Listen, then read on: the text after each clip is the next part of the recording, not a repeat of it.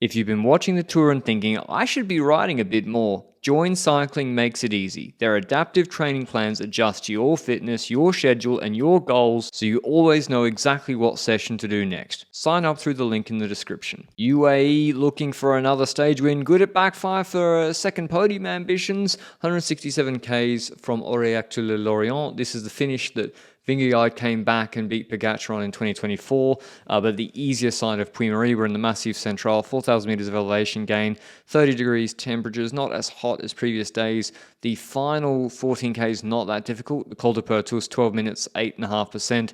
Pogacar talking to Mads Pedersen saying, breakaway.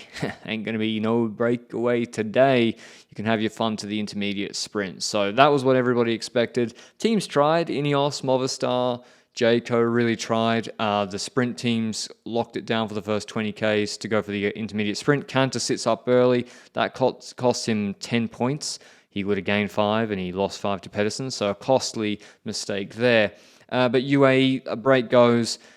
By the time they start pacing behind it at 1 minute, there's 100 Ks left. Let's say Pog's going to attack with like 20 Ks to go. So you got 80 Ks to pace. You got less than 2 hours to pace. And it's mostly hilly terrain here where you can put a pace that hurts people. So UAE put it in a line. Javier Romo was very strong. He and Movistar and Astana made the breakaway. But then the Fuga de la Fuga started too early. Romo attacked, and then Tadej was sitting on saying, let's wait for my teammates. And then Romo didn't like that. He attacked. 1 minute 24 went down to 1 minute when Groschartner and Wellens were swapping off turns. But Del Toro puts his hand up. He's just going back to the car to get water or something. But he's got this kinesio tape on his right tricep. Has that been there for a while? He comes back with filled with water bottles. And we're at Puy-Marie already. 12 seconds for Romo, who's alone. No chance of the break today. Wellens' work is done. As Groschartner's congratulating him. Richard Carapaz, El Hagua attacks. It was a fantastic move because, UAE are going to do the Puy-Marie in 2 different speeds. There's the first 4 to 5 Ks, which is shallow, 3 to 5%. And then the last 2 Ks, which is for your man Adam Yates. It's going to be a lot harder. Carapaz anticipated that. He got 40 seconds. Gets brought back. Prudhomme starts to pace. Drops Sepp Kuss and Matteo Jorgensen on Visma Lease bike. Only Piganzoli left with Vingegaard. Prudhomme was very, very impressive today. And we've got Del Toro sitting third wheel. Sykes has moved into second wheel. And Carapaz, he only had 17 seconds, but that was enough because he can take more risks on this descent, especially after here. Look, watch Prudhomme. He's a little bit overeager. He makes a mistake here. Sykes narrowly avoids him. But there was all this, I don't know what it was on the roads. Chalk, what is this white stuff? Does anybody know? Watch Pidcock. He then comes into this corner, presumably at a normal speed for him, normal line, normal everything, and just the front wheel slides away.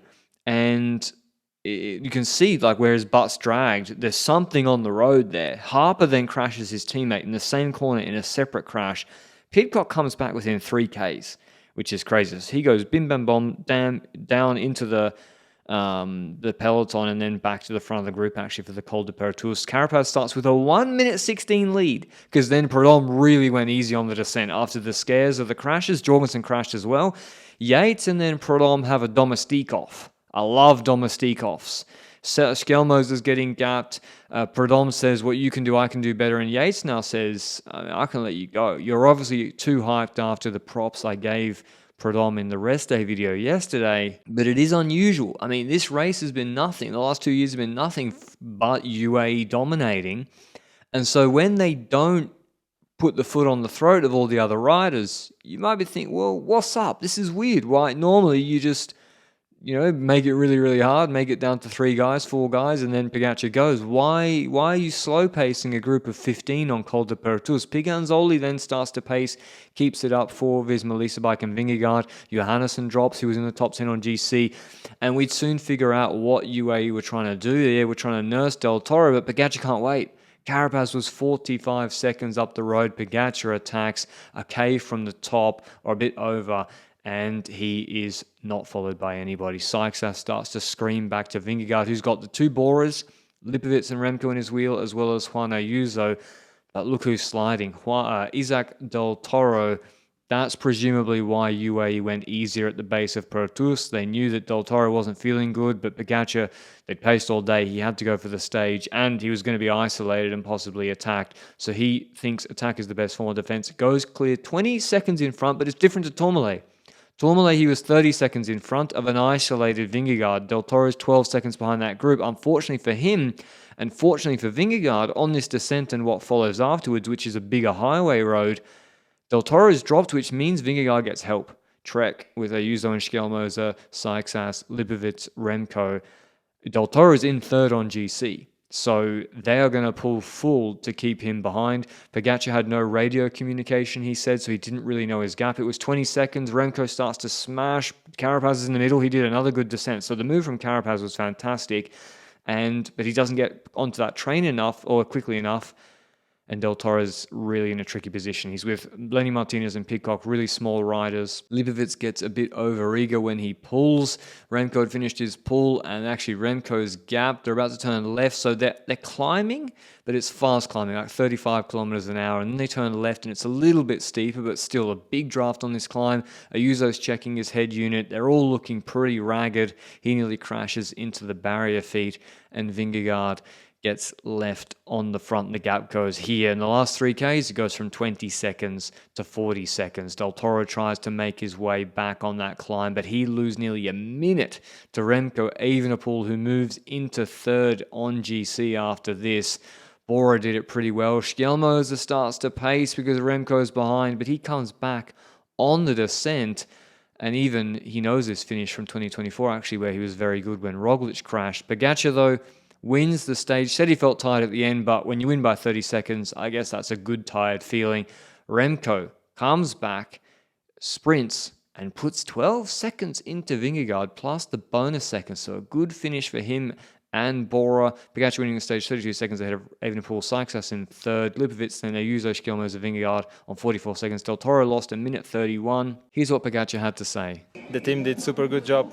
We targeted this stage since long time ago, and it also happens that 2 years ago Jonas beat me in the sprint fair and square, and today I had similar legs at the finish, completely destroyed. But I enjoyed the day, and in the final I didn't know I'm gonna win until the last kilometer, and then I remember it's Bastille Day and try to honor the yellow jersey, and thanks to all the fans that they came today to the road, and it was amazing atmosphere. Even though some booing, to all the guys that were booing, they give us more power. In terms of GC, a lot of changes. Del Toro slides 4 positions behind the guys that were in Group 2. Lenny Martinez also loses a spot. Pidcock moves into the top 10. What do you think will happen on the weekend mountain stages? Do you think Lipovic is looking pretty good? Seixas is working his way into the race. Hope you enjoyed the video. I'll see the recap of the sprint stage tomorrow. Until then, ciao, ciao.